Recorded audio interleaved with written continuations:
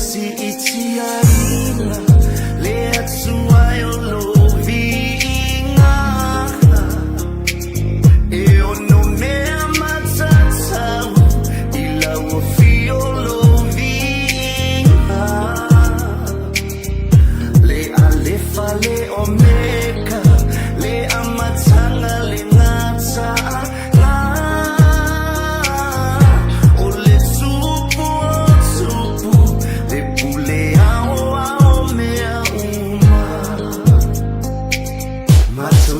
si itiarina lehat suayo lovinga e ono mea matatau ila wafio lovinga le alefa le omeka le amatanga le ngata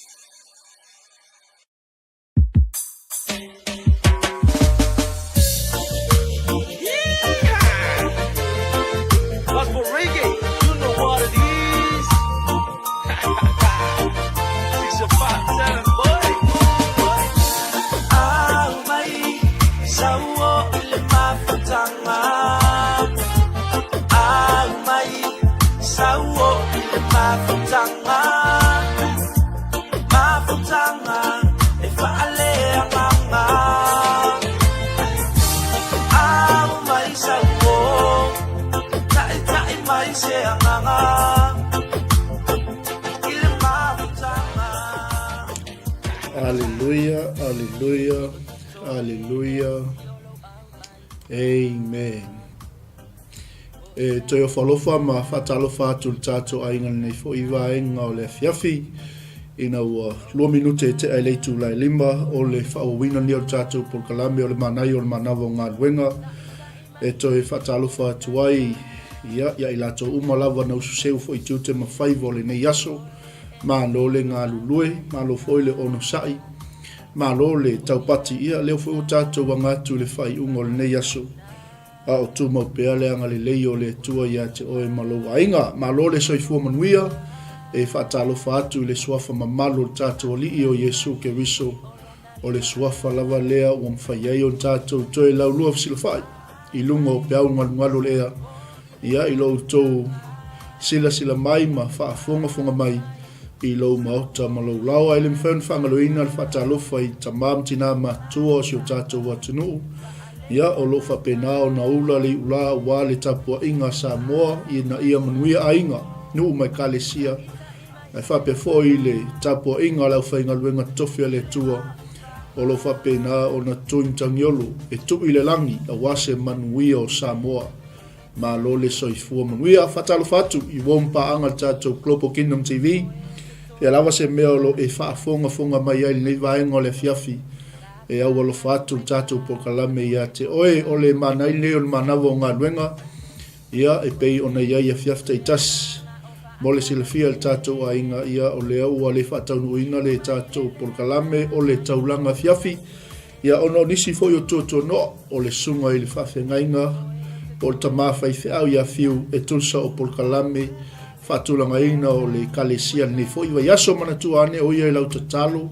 Whape foi le to se ai o tamaya le tinu o no nisi o fuafuanga whale ainga manatua ane i la tau i lau talo e lese me o iai e se me te pole ai whaftai le tua o lo bava iatu ma sila mai foi o lo o manuia tusa i tātou i le alofa ma le anga le lei o le tua o le vi inga sili leo le li ma lo le soifua manuia e whatalofa toa i tātou a inga i lungo penga toa i langi i latou malawa o mwhai o na pale mai tātou po kalame ni vaenga o le fiafi e whatalofa atu ia te oe le suafa mamalo tātou li o Yesu Keriso. Ia o lewa e pale mai le fiafi ia e anga ia tuloa le tātou po kalame e pei ona iai le tātou autuna iai lungo le tātou screen. Aua le whaailonga ina tangata ia e te maua le tuse ia kopolo mtau po e lua ina ia mawhai ona toe vava ai tātou i tātou au nanga ma tātou savalinga o lo tātou ngā lurue ai ina ia awani o tātou whailonga ina tangata i tātou vala awina ma tātou misiona o lo tātou ngā lurue ai ia tutusa ia te oe le tangata tamau ainga, le tangata mativa, le tangata le tau aloa ia ma le sostoinga tangata ia tutusa tangata uma ia te i tātou aua ne i o tātou whaailonga inga tangata o le tātou mānai lea o le manawa ngā ruenga nia fiafi ia ama ea ia tātou whātunga lea ia on tātou a ngā iloa lea i tātou mānai o le manawa o ngā ruenga ia inaua 5 minute te ai leitu lai 5 whatalofa toa ia i latou uma lava o lo whapenao na mafuta mai ia o le pese lea mo o tau taliu mai ia tātou anga i tātou manai o le manawa o ngā ruenga. Let's go! Ualata mai lapa Le atali I o le tangata Sauni mata pena Lo o langa Fatasia tu ile ali O lo umalo si anga Come on Sing with me Ualata mai lapa Le atali I o le tangata Sauni mata pena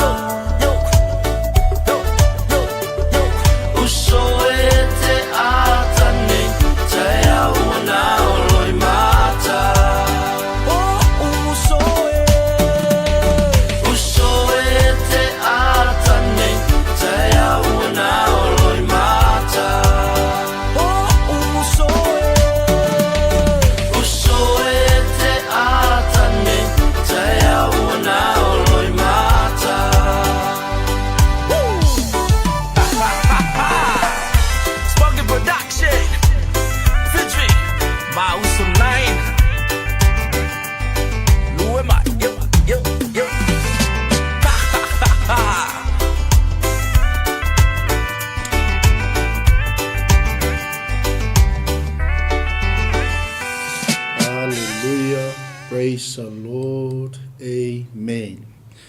Matango fia ua lata mai lava le aso le lii. Awa ni ngalo ia te oe. O lo wangi pele matangi o le alofa tu no le tua i lou fai totoa. I le fai totoa o lo loto o lo tu itu yatu. Ma tangi atu i le fai totoa o lo loto. Ua lata mai le aso le lii. O le aso e le to iaise. O le aso e o le toa sao le tua. Pe a tatou le sala mo. O le aso lo i mata. O le aso e sola le lava lava i toa. E le leo leo o me le aso le lii. Ia ua nufo ta pena i tatou uma. Ia mo le aso le lii. Ia fatalofa atu i le fai fe au. Ia tu i maunga fau unga seve. Fai o le mafuta mai fo nei vaenga o le fiafi maloso i fua manuia. Malo fo i le tau ata i le nei vaenga o le fiafi. Fatalofa atu i le fatua. Te pora tu tanga le vau. Matango fie. Fatua utua e tua i lunga i faitanga o le pese pe asu mai le fai fe au. Haftai mafuta mai fa manuia le tua i fuafuanga o totoi o ne fiafi. E fatalofa atu i le uso au na ya Hans Skellen ia mafuta mai Australia ma lole se i fua manuia alofa atu mo o le uso au na fatalofa atu i le neiva ainga o le fiafi ia i lato ma lau o mfaifoi o na sunga fafia ngainga ia luilua aftai le mafuta mai neiva ainga o le fiafi lea ua 10 minute te eleitu la lima ina ua e pale mai tatou por kalame nei vaenga o le fiafi o wa iai se fe au o tapena ina ele tua mo tatou uma e fai ma oso ne fiafi lo suatu lo moto mo lo lawa le anga iatu i ainga mai so inisio i latou o lo anga iatu i falwhainga luenga i ol fam natu masani al tatou por kalame tautua nā lo saunga le mu au ni ngalo ia te oe o lo whaatali mai tina mal whanau o e pe lema mae ia te oe ia ina ia maua se feilo inga fia male manuia ina ua ia ile whaau tauta ia te oi lungo le ala a o anga ia tui maota malawa ni vaenga o le fiafi. Mai lai o le tatou mana i o le manawa o ngā ruenga ni vaenga o le fiafi. Aua le whailonga ina tangata. Aua le whailonga ina tangata. O le au ngani lea ma le toe apo apua i atu leo le apostolo Iakopo. Ina ia mawhai ona tūlai mai le au pa ia ma lau whaatuatua. Ina ia latou tauwhi mau i le mata upo le whaatuatua i lo latou alii o Iesu Keriso. Mantua foi o le misiona o tatou li whaola e le i whailonga ina Iesu tangata. Na tutusa i le li whaola le tamau ainga, le mau oa, o le mativa, le tau aloa, na tutusa tangata uma le mission o le tatou alii o Iesu Keriso. Whai meile i o le whaamanatu mo i tatou le whiawhine, i o usoi. Aua tau te whailonga tangata i lo o tau tā ofi im tā upo le whaatuatua i lo tatou alii mamalu o Iesu Keriso. Aisea, whai meile a fionga le atua, a wā a whai e luatu se tangata i la o tau whaapotopotonga mani mama auro. I ona 5 ma le ofu pupula. Ai ulu atu ai fo i se tangata mativa ma le ofu leanga. Ona o tau whaalo alo atu le ia te ia ua ofu i le ofu pupula. Ma whaapea atu iai. I nā lala ia oi le nei mea le lei. Praise the Lord. Salo o le natura lava lea o le soifuanga le tātou te iai. Peye ave mua le tatou whaalo i tangata tau aloa. Tangata tamau ainga. Ina ia mawhai o na toso mai e tatou le latou attention. O loa watu tatou whaalo i ata i latou. E sel matango fio le upo le tō mo tatou le vaenga o le fiafi. Aua tau te whailonga tangata. I lo o tau tā ofi le mta upo o le whatuatua. E sel mana i o le whamanatu. Le anga o le whaalo. E le na o se whaalo na o le tangata. O yeile mama aurolo na 5. Po le ofu po le tangata o le ofu pupula. Le ala fai maila i o le fionga le tua mo i tātou. Ono o tau whaalo alo atu le ia te ia ua ofu i le ofu pupula ma whape atu. I nā lala ia o i le nei mea le lei. Ai whape atu i tangata mativa. I nā tu ia oi i nā. O amai oi nei waenga o le fiafi. Sa e anga le lei se tangata. Pe o tātou whaasoa lea le i mamau te le atu i le amu ia le ua mana tua le tangata mativa. A le ua malesi whamanatu mo i tātou le fiafi nei. Ina ia aua ni o tātou whailonga ina tangata. Ia la ua au mai le fionga le tua. Aua tau te whailonga tangata ilo o tau tā ofin tā upor whatua tua. A whai waulu atu se tangata ila o tau wha potonga mani mama auro ilona lima ma le ofu pupula. A ulu atu fo se tangata mativa ma le ofu leanga. Ona o tau wha alo atu lea ia te ia ua ofu le ofu pupula ma wha pe atu iai i nā lala ia o ile nei mea le lei. Ai whai atu il tangata mativa i nā tu ia oi i nā pe nofo ia i nei i lalo le mea tu wai yo uwai. Mi ia le tua. Ole, whaasoa nā mo i tātou nea fiafi ina ia aune o tātou whailonga tangata. Le ua tātou malamalama i le whina ngalo tu tasio tātou li i whaolo Jesu Keriso. E ave a tātou whaamua mua i e matitiwa. I tangata whaapea, ina ia mawhai o nā tātou wa. Whātai tai le misiona le tātou li i whaolo Jesu Keriso. Ona ole whamalusi le ina ia auni o tātou whailonga tangata. Nei ei upo le apostolo, nei ei nā i le fionga le atua. Ina ia aua ne i filita, on mana ia le upo ngai ngā, pe ia le whai upo e toluanga i lalo. Maila i o le apostolo, e le ua filita ea outou iate outou lava. Ma outou whai ma wha masino, ngai wa aile i le maa ngaia. O le aua le whailonga tangata. Ma outou whai ma wha masino e le anga ai o outou manatu. E se ma le tāua. E se ma le au ngā o le fionga le atua mo i tātou. Nanga ia keimia ngalo ia te i tātou. Ia vea tātou wha mua i tangata ua. Le leile lua mafutanga. Tangata te vai atu e mauailau. Mauailau mea au ngā. A whai mai wha amnatu mo i tātou. Awani o tātou whailonga tangata. Meila i o le apostolo e akopu. E le ua fili taa e outou ia te outou lava. Ma outou whai ma wha masino. E le anga i o outou manatu. Wha mole sa mole atu no peli. Awani o tātou wa. Awani o tātou whailonga tangata. Meila i o le apostolo wha longo maia. Le kalesia Jesu Keriso. E le ua filfilia ea ele atua o e matitiva ele nei lalolangi. Amene. Ai alu i tua o le mta upu muli lava le tusi lea i akopo. E susu e tu lo mta upu e lima mta upu muli. Ai fai maile alanga le apostolo. O tou o e ta mau a inga. I nā whetangi si ia o tou maui yo. Praise the Lord. A le tātou te i mta upu le lua. Meila i o le apostolo. E le ua filifilia ea ele atua o e matitiva i le nei lalolangi. O ta mau a inga i whaatua tua, ua tō fia fo i la tau i le malo ua ia fola ina mai.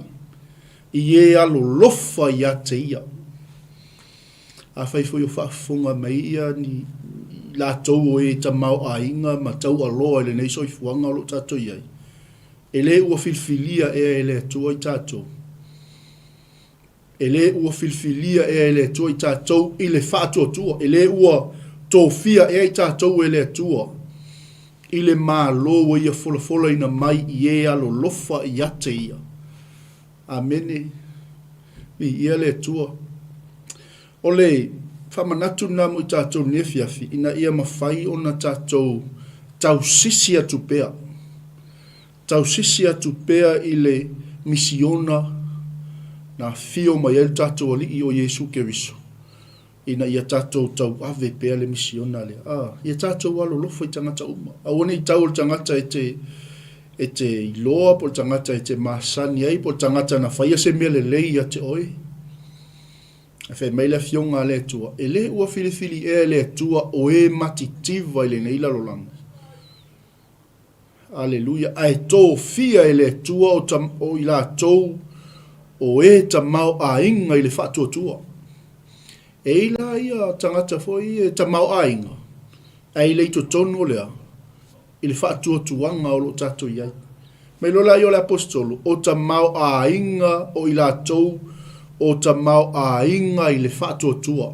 Ua tō fia fo i la tōu i le malo. Le malo ai, le malo le tua. Le malo le langi. Le malo le malamalama. Ua ia fola ina mai i e alo lofa i a te ia.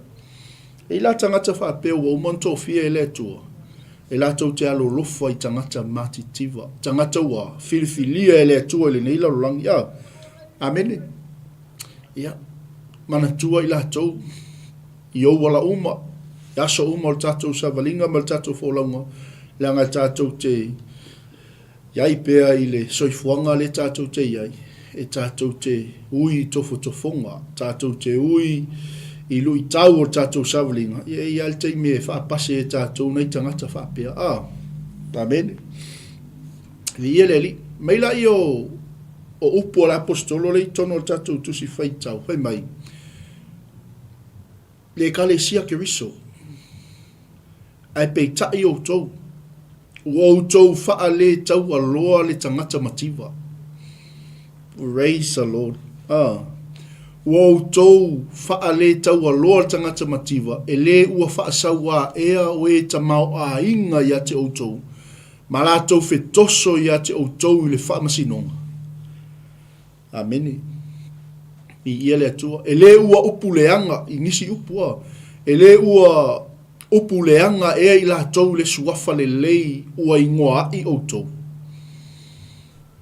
Mai le lai o le apostolo, a fai ua ato atoa o na ana o outou i tu la fono silisili.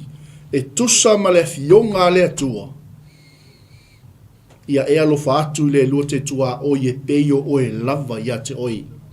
Tau te a mio le le iai. Mata ngo fi. Praise the Lord. Whaftai atu i la to umalava o loo. Whasoa mai lungo le tatou laina le vai ngo le aso. Monim wha maun, ia. O le matango fio le mea lea, awane o tatou whailonga inga tangata. Awane i e alofa atu tau le tangata ua alofa mai a te oi. Awane e anga le lei atu tau le tangata ua anga le lei mai a te oi. Le ai wha mole mole. Mea upo la apostolo. Ua o tau wha le tau aloa le tangata mativa. Le ale winga o ia upo. E le ua whaasaua ea o tau i nei tangata. Mi ia le li. E le ua o tau fetoso ia te ila tau le whaamsinonga. E le ua o tau upuleanga ea ia ila tau le suafa le lei wa ingoa i o tau. Sel maa ngai o le whaamanato le upo le atua mo tātou le fiafia. O le ingoa Yesu, o le ingoa le li whaola. I le aso ma le taimina e talia i Yesu o le ua tātua. Tau aveina le ingo Yesu. Ia mele i ewa tele na tau whatau wa aina le suafa o ke riso ono le tātua anga le anga i tangata. Ono le tātua wha masino i tangata. Praise the Lord. Mea, e le ua upu le anga ea i la tau i le suafa le leiwa ingoa ai o tau. Melo lai o le apostolo, a fai foi wa ato o toa o na ana o tau le tula fono silisili. E tusa ma le fionga le ale atua. Melo lai ia e alofa atu i le lua te tua oi. Ia pei o e lava ia te oi. Tau te a mio le le iai. Amene. O le winganga upo le apostolo. O tau faa le tau aloa le tangata mativa. Mela i o le whaumbanga o whetalainga le fionga le atua. Ai a whai, tau te whailonga ina tangata, ua o tauanga salai. Ua whailoa ina ai i le tulafono, o le upunga i ngā peia o le tulafono. o soli tu la fono o tau. Praise the Lord. A wao se tausi le tu la fono uma. Ai anga sala I se metas. Ua nofo sala o ia I mea malawa. Amene. Aua le whaaironga ina tangata. Aua le whaaironga ina tangata. Praise God. Mea upo le apostolo. Awa o se tausi le tula fono uma ai anga sala I se metas. Ua nofo sala ia I mea malawa. Longo winga aka kulea lo lofo I tangata whapene. Ua tatou nofo sala I mea malawa. Langa lei lava seisi na feta laia maia nei ya fionga. O tatou ali o Yesu ke wiso. Amene. Bi ia le atua. Pai foi ei feta lainga Yesu. Aua le mulilua. Aua le fasio tangata. Bi ia le atua. Famela i o Yesu. Ei upunga I ngā ufamanatu me la apostolo mo tatou nei vaenga o le fiafi. A fai e te le mulilua aua e fasio tangata. Ua fai ohe masoli tu la fono. Praise the Lord. Famelo la i o le apostolo. Le kalesia ke wiso. Ia whaapea o no tau tau tala tala. Ia whaapea foi o no tau whaia. Pei o e a whaamsinoina il tu la fono o le saolotonga. Praise the Lord. Anei ai o le fionga le tua mo tātou. Aua le whailonga ina tangata. Melo la i o upo ale apostolo. Aua o le alofa. E le alofa ngia o ia I le whaamsinonga. A o le alofa e oli ia pe a whaamsinoina. Hallelujah. Praise the Lord. A wao le alofa e le alofa ngia o ia I le whaamsinonga. A o le alofa e oli ia pe a whaamsinoina. Hallelujah. Praise the Lord. Maitala le apostolo. A whai tau te tautala. Ia whaapea fo i ono tau whaia. Amen. E mele e sele maanaia I o le e le o le lei o la whaasoa I le upu, pe le o le lei o le launga, pe le o le lei o ai ale ai se whatinonga. Ia.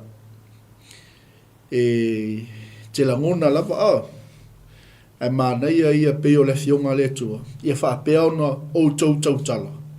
Ia whaapea fo I ona o tau whaia. Ia le li. Pei o e a whaamsinoina I tula fono le saolotonga. Melo la I o le apostolo. A wao le alofa. E le alofa ngia o ia le whaamasinonga. A o tangata alofa. E oli pea ia. Pe a whaamsinoina. Me le auani o tātou whailonga ina tangata. Auani o tātou ia tutusa tangata uma I lau vaai. Tutusa tangata uma I lau misiona. Wala au le tua wala uina ai tātou. Pe I o tātou wha malosi la son nafi. I o tau sawa vali e tusa ma le wala au wala uina ai o tau. Me lola I o le fionga le tua I tātou tusi. Me la I o le apostolo Iakopo. A wā se ale au ngā pe a whai mai se tasi wo ia te ia le whatua tua. Amene. Ai le ia te ia ngā luenga.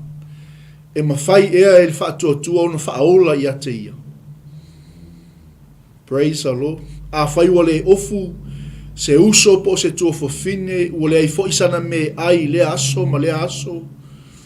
A whai atu fo iso o tou I a te ila tou I nā o ia o tou ma le manuia ia mawhana whana ma ia maona a ua le fo a I atu I a te ila tou ni mea e tatau le tino. Se alo na o ngā. Amen. Praise the Lord. O le fionga le tua. E le o se upo stangata. O le upo le fionga le tua. Lea, le tonu I. Se ale o ngā pe a whai mai se tasi wa ia te ia le whaatua tua. Ai le ia te ia ngā luenga. Ia kai pe o upu ia ngai lunga. Awani o tau whailonga ina tangata I le mata upu o le whaatua tua. Mai lolo le whaamanatu mo I tātou. Se ale o ngā. Se ale o ngā pe a whai mai se tasi wa ia te ia le whaatua tua. Ai le ia te ia ngā luenga. e mawhai ea e le whaatua na whaola ia te ia. Amene. Hallelujah. Mai lola ia upo le fionga le tua. A whai. Ua le ofu se uso po se tofa fine.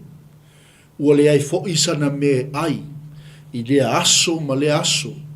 A whai atu fo iso o tau ia te ila tau. Ina o iau tau ma le manuia. Iau tau mawhana whana. Ma iau tau ma o ona. A ua le fo i atu ia te ila tau ni me te tau li tino. Se alo naonga. Amene ia ele o le upu ma le ngutu. A o le whatinonga. O le me sili o na tāua. Praise the Lord. E ia e tala fo i le po le ale tele o tātou mea le lei e whai. Po le ale tele o tātou upu matala e manatua lawa le tangata se mea le leina e whaia ia te ia. Po sina mea i titi, le ase mea te whaatinoina, le ase se ipuwai e te asu, ea e manatua e le tangata. Aleluia. Meila i o le apostolo, se alo naunga, pe au whai atu te alofa ia te oia, le se me whaatinoa i lo olofa. Ameni. Vi ia le tua. Aua le whailonga ina tangata. Vi ia le li. Langa leo whaatasi lea. Mata upo le whaatuatua. Mangaluenga. Aleluia. Amen. Vi ia le tua. Me lo lai o le apostolo. Se alo naonga. E whaapea fo i le whaatuatua. Pe a whai e le iainga luenga. E mate lava ia ina ua na o ia. Praise the Lord. Amene. Kai peo me foi lele a whainga kakalo e le ise ngaluenga. E mate la whatuatua. Vi ele li, a espopo vi ele tua. Pe a whai ele ia ngaluenga e mate lava le whatuatua. Vi ele li. Ai fai mai la apostol a fa pe fai mai se tasi o ia te o le whatuatua o ia te fo inga luenga. Ina fa ali mai ia te o lo whatuatua ia unga luenga. O te fa ali atu fo ia te oe lo whatuatua ia unga luenga. Amen.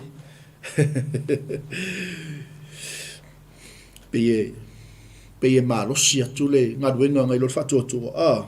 Ai ngā lulu e whatasi mei e lua. Ele mwhai ngā alu whakokua ki ai kua ngā luenga. Ele mwhai ngā alu ngā luenga i te ai tua whatuatua. Praise the Lord. Amen. I ia leli. Melo lai o le apostolo. I le tatou tusi.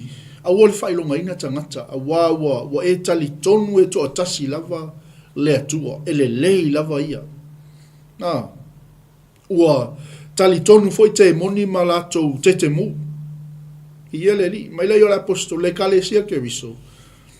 Tangata vale ai, e te le fia i loa ea. Ua mate lava le whatuatua pe ale ini ngā luenga.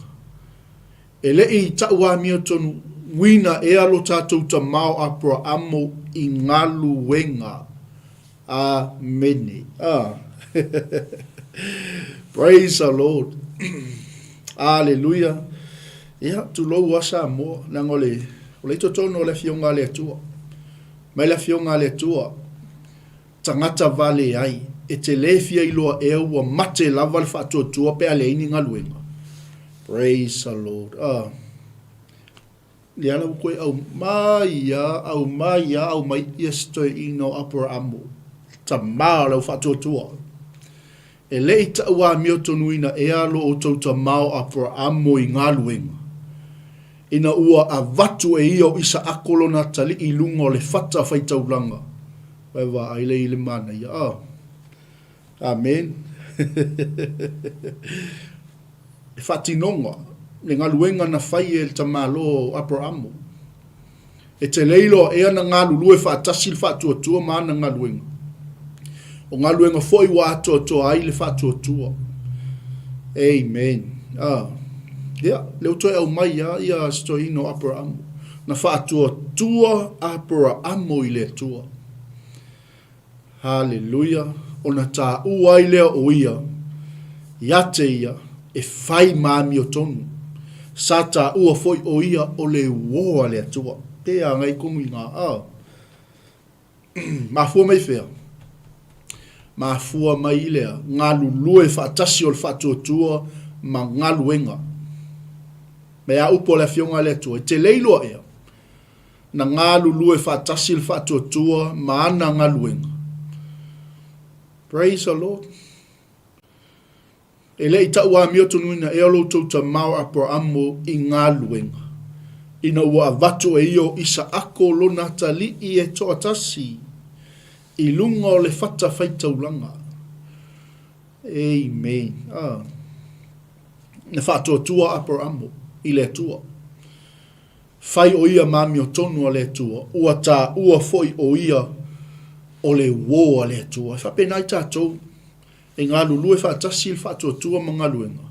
E whai ai tātou mami o tonu a le tua. E tā ua i tātou o le woa le tua.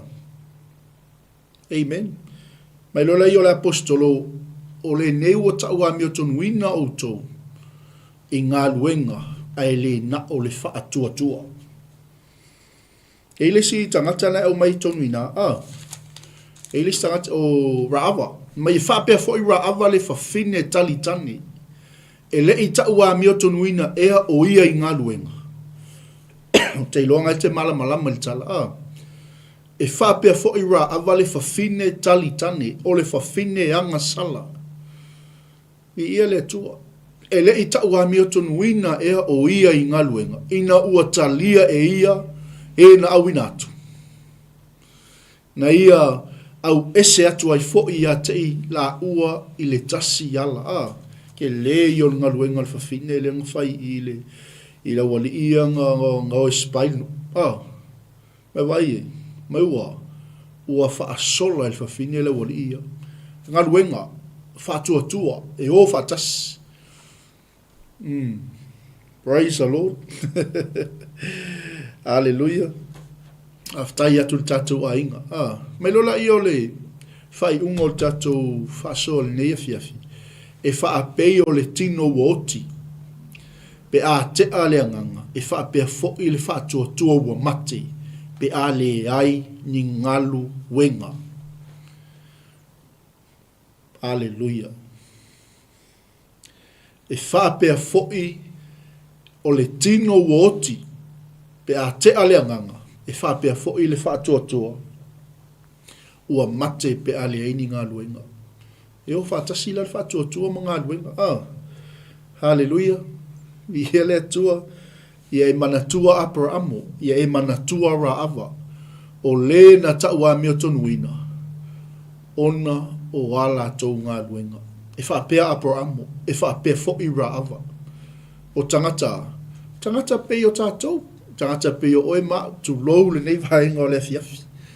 Ai ua taua mi o tonuina ona o le a mi o tonu. Ua taua mi o tonuina ona o ala tau ngā luenga.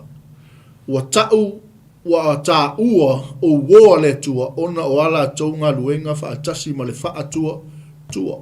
Ua whai ma mi o tonu o le tua ona o ala tau ngā luenga whaatasi ma le whaatua tua. Praise the Lord. Ia, oro tātou whaasona le fiafi, aua le whailonga ina tangata.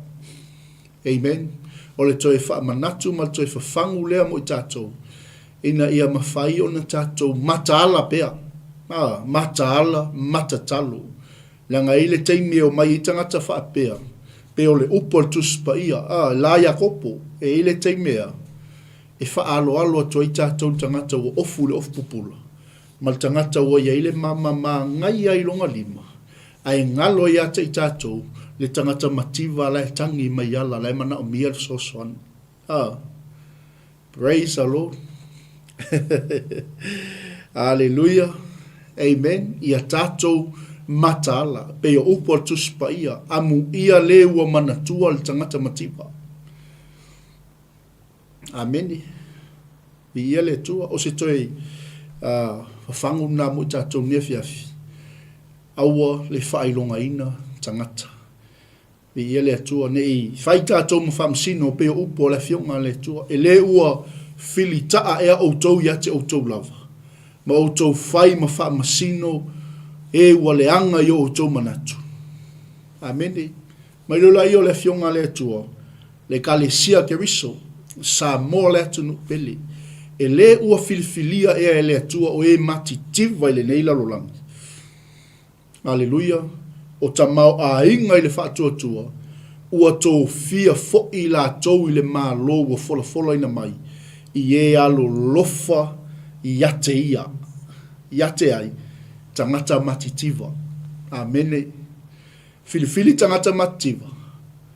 Ai tō fia tangata tamau a inga i le whaatuatua, e alo lofa i ate i la tau. Amene. E awane i avea i tātou, pe o tangata iau au mai ele apostolo Iakopo. Leo walatou wha le tau aloa tangata mativa. Walatou wha sauwa ia te ilatou. Walatou wha masino ia te ilatou. Walatou upuleanga ia te ilatou. Amene. Ni ia le tu. Awane ngalo ia te, malisi me maile wha manatu mai mo tātou le whewhini nei. Awane ngalo ia te oele suafa le lei o Yesu Keriso ua ingoa i ai o tau. Anga i koinga, whemai, e le ua upuleanga e i la tau le suafa le lei ua ingoa i o tau. Mai lola i o le apostolo, a whai wa ato atoa o na ana o tau le tula fono silisili, e tusa ma le afionga le atua. Ia e alofa atu i le lua te tua oi ia bei o oe lava i ate oi. Amen. Pe a whaiwa ato atoa ana o tau i le tula fono. Amen. Ia e alofa atu i le lote tua oi. E peio o e lava i ate oi. Tau te a mio le lei ai. Aleluia. E tinea. Ai a whai tau te whailonga ina tangata. Ua o tau anga sala ai. Amen. Ua o tau whailoa ina le wa tau wha ilonga ina. Tangata, wa tau wanga sala ai, wa tau wha iloa ina ai le tula fono, o soli tula fono o tau. Praise the Lord. Amen. Wa whai o se le tausi tula fono. Ai anga sala i se metas, ua nofo sala o ia i mea malava. Praise the Lord. Amen. Kai pe o upo le fionga le tua. A whai e te le muli lua, a ua e whasi o tangata. Ua whai oi masoli tu la fono. Amen. Mai la i o apostolo Iakopo. Ia whaapea o tau le kalesia ke riso. Ia whaapea ono o tau tau tala. Ia whaapea foi ono o tau whaia. Pei o e a whaamasino ina le tu la fono o sao tonga. Ngai whai mai ei. A wao le alofa, e le alofa ngia o ia i le whamasinonga. A o le tangata alofa, e oli ia, pe a whaamasino ina. E le ala se me popo le tangata alofa. Tangata i le whailonga ina le tangata mativa, ma le tangata mauoa, ma le tangata tamau ainga, le tangata le tau aloa. Le ki o ako e kangi le apostolo i koe in tau poe lima. O tau o e tamau ainga. I nga whetang si ia o tau maui o. Hallelujah. Praise the Lord. Amen. Se ale anga. Pea whai me se tasi wa ia te ia whaatua tua e le ia te ia ngaluenga. E ma whai e le whaatua tua na whaola ia te ia. Amen. Ia kai peo le fionga le tua. O lau vivilu ai le au pa ia ma leu whaatua tua. Fai e te tau tala i le alofa, e le ise me whaatinoa i le alofa. O le fai me le apostol, se alo naonga. A fai ua le ofu se uso po se tua whawhine, ua le ai fo isana mea e ai le aso, ma le aso. A fai atu fo iso o tau ia te ila tau, i nā o ia o tau ma le manuia, ia mawhana whana, ma ia ma o ona. A ua le fua i atu ia te ila tau ni mea e ta tau le tino, se alo naonga. Praise the Lord. Ia le wau mai fo le whata i ta inga mo i tātou, au mai Abraamu, au mai Raava.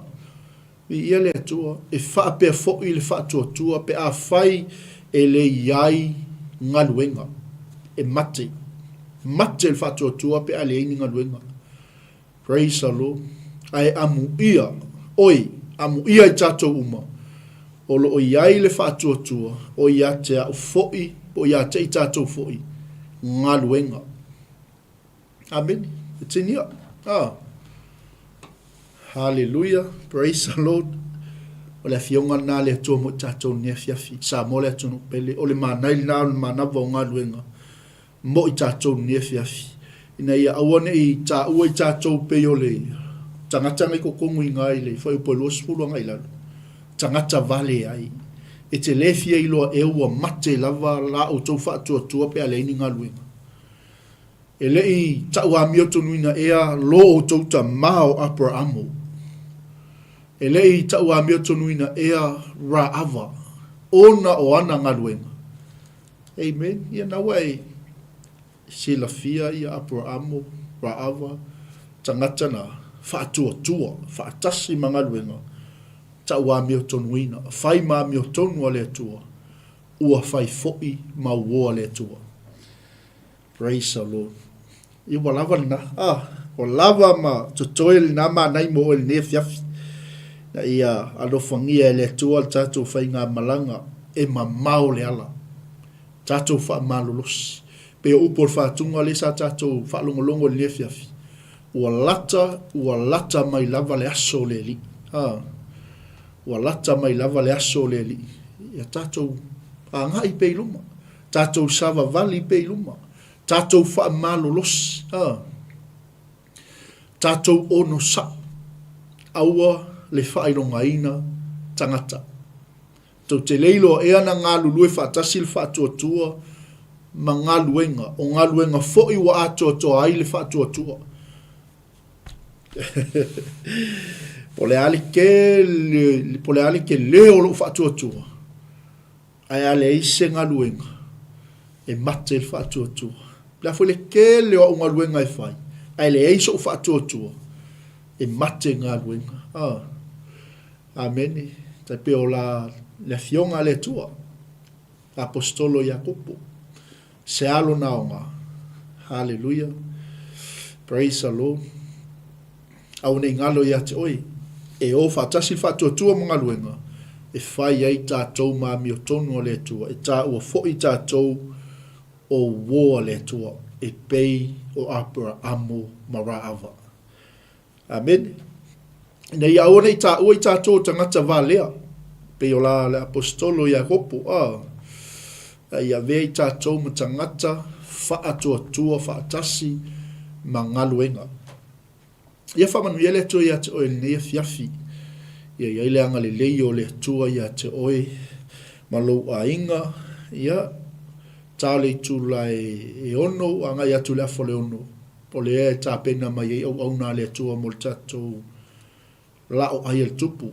I tātou po kalame tu wha solo i aso mafua ma aso lulu. Ia e pei ona iai fo le nea fiafi. Ma lo fo i whaftai lau ta talo. Wha manuia tele le tua. Ile whianga iai mga luenga wha ai o le nei aso. Ia iai fo i le manuia o le tua ia te oe tufa atu. Wha so atu. Ia wha penao tātou awane i tātou whailonga ina tangata e peo tātou wha so le ne fiafi. Hallelujah. Mo le atu ai fo i whaftai tele. Tātou ai ngai lunga upenga te whailangi. Mo le mafutaino le tātou polo kalame. Ia iai le anga le lei o le tua ia te outou malawa. I le nei a fiafi whata lofa atu i le usua au auna. Le sunga ia Ben, ma whato ia Maria. Ma le tātou ainga o le Prayer for Israel. Whata lofa atu fo i Malia Losa. Whaftai mafuta mai. Ia ai maisi fo i Altinaya Elena. Whaftai ngaluan mana. Whaftai. Ia whapia fo'i ia sunga i le whawhengai ngai alu i lua. Ia masunga le li awao. Ia waiounga. Whaftai mafuta mani nei vai ngole fiafi. Ia whamalulua. Tumanisi o tātou ainga. Ua whapena ona lilo atu lwa ai. Whamanuia le atua le nei fiafi. Ele o lilo oil sila whanga le atua. Ele o lilo oil sila whanga le atua le nei vai ngole fiafi. Ia le anga le lei o le tua ia te oi. Fowina, whaftai mafu ta mai, ia whapea fo i le whaltua ia whafowina, a sera sua, ia ma le uso au auna ia whafowina tani enu, wā, langa i lua whafowina. Hallelujah. Amen. Tony, thank you, whaftai le mafu ta mai. Pali tele, whaftai le whasoa, whaftai fo le tufa nea fiafi, ia whamanuia le tua ia te o Samoa ni vaenga o le fiafi, o le tātou mānai na o le manawa o ngā luenga, e atoa ile au unanga, ia o le mānai o le manawa o ngā luenga ni vaenga o le fiafi, tātou toi whila i fo ile asoata e au, lon taimi masani, e pei o na whatulanga ina, ta mā,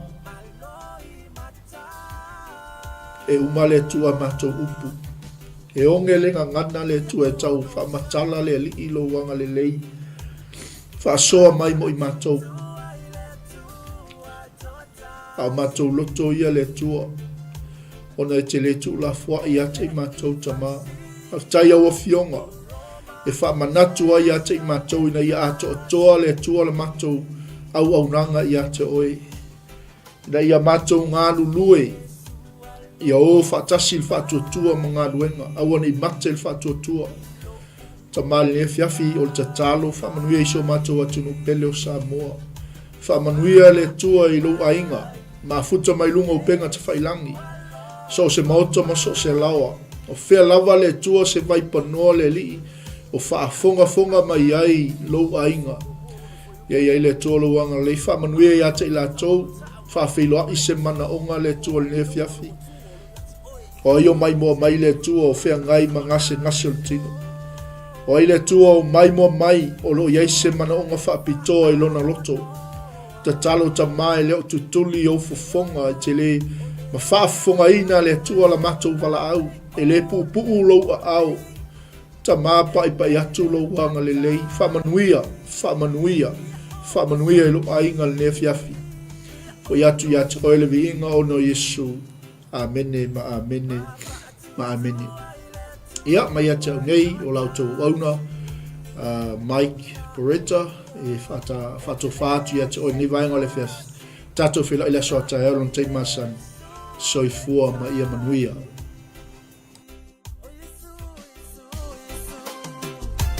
Yesu alofa mai, ilo unei vai.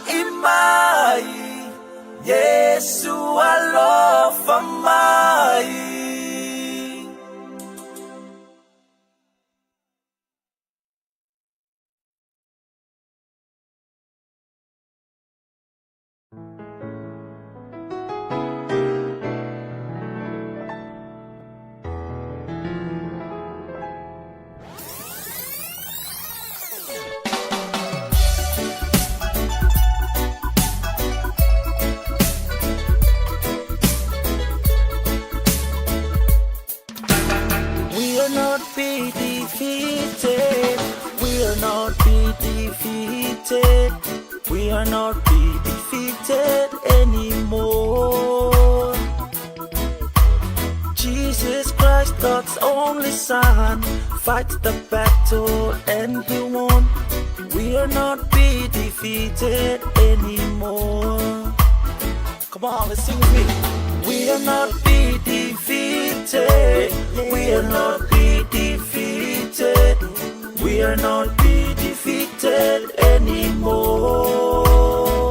Because Jesus Christ, God's only Son, fights the battle and He won. We are not be defeated anymore. Okay, get ready. Let's sing weapons of the warfare. Weapons of the warfare are not, Hallelujah. carnal, but they are mighty, mighty through God. When you fight using the sword of the Spirit, every stronghold must come down. Hallelujah. Ore tawo lo ta tu tawo de ni. Ai tawo de tsa. Ore ni yolang. Ili fa de ti. Ai fa de mama. E pe yo no mo ni ma ore tu spa ye. E awe no ta tu ofu ba to po ofu tawo mo le tu. Come on, let's sing with me. Matuteleto e fire inai, matuteleto e fire inai, matuteleto e fire inai. Yesu keriso ole alole tua, taua ole manu malo. Matuteleto e fire inai, Matuteleto e fire in. matuteleto e fire inai. Matuteleto e fire inai, matuteleto e fire inai. Yesu keriso ole alole tua, taua ole manu malo. Matuteleto e fire inai. A upenya ole tawa, ele faaletino. Ai mata utia, ile mana ole tua. Pela etau, ile pelu ole nganga. Olo maua lunga, ele petia. A upenga ole tawa, ele faaletino. Ai mata utia, ile mana ole tua. Pela etau, ile pelu ole nganga.